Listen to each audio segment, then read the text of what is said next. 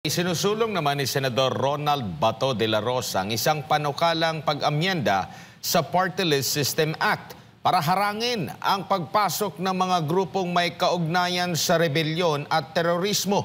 Mga grupong ginagamit ang party list bilang kasangkapan para sirain ang mismong demokrasya ng bansa.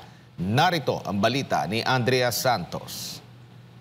Sa pagbubukas ng 20th Congress nitong Hulyo 2, naghain ng 10 priority bills si Senator Ronald Bato de la Rosa kung saan kabilang sa kanyang inihain ay ang pag-amyenda ng Republic Act 7941 o ang Party List System Act. Layunin ng panukala na palawakin ang basehan sa pagtanggi o pagkansela ng rehistro ng mga party list group na may kaugnayan sa mga rebelding grupo o mga organisasyong idineklara bilang terorista. Sa kanyang paliwanag, sinabi ni De La Rosa na bagamat ang party list system ay itinatag ng 1987 Constitution para katawanin ang mga nasa laylayan ng lipunan, ito ay pinasok umano ng mga grupong sumasalungat sa layunin ng sistema. Inihayag din ng senador ang umano'y pagpasok sa Kongreso ng mga grupong may ugnayan sa mga rebelde at teroristang organisasyon na ani ay banta sa pambansang seguridad at tiwala ng publiko. Ang panukala ay naglalayon ding diskwalipikahin ang mga grupong gumagamit o nagtutulak ng karahasan at iligal na gawain, lalo na sa hanay ng mga kabataan. Kabilang rin sa aamyandahan ay ang pagbabawal sa anumang kaugnayan o suporta sa mga grupong idineklara bilang terorista sa ilalim ng Anti-Terrorism Act of 2020 o Republic Act 11479. Ayon kay De La Rosa, kailangang pangalagaan ang demokrasya hindi lang sa pagbibigay daan sa opinyon, kundi pati sa pagpapanatili ng kaayusan at pagtitiyak na ligtas ang mga lehitimong grupo na pumapasok sa politika.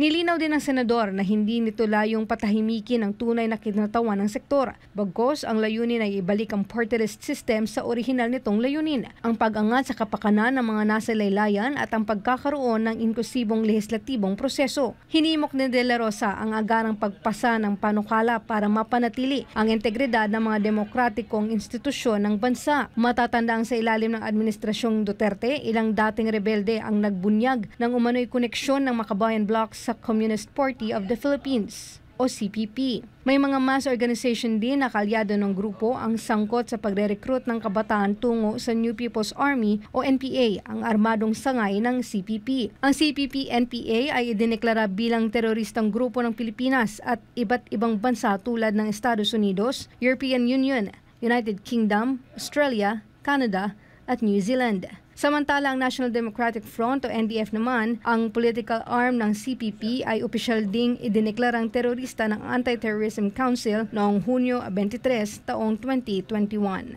Ito ang inyong citizen correspondent, Andrea Santos, para sa Diyos at sa Pilipinas kung mahal.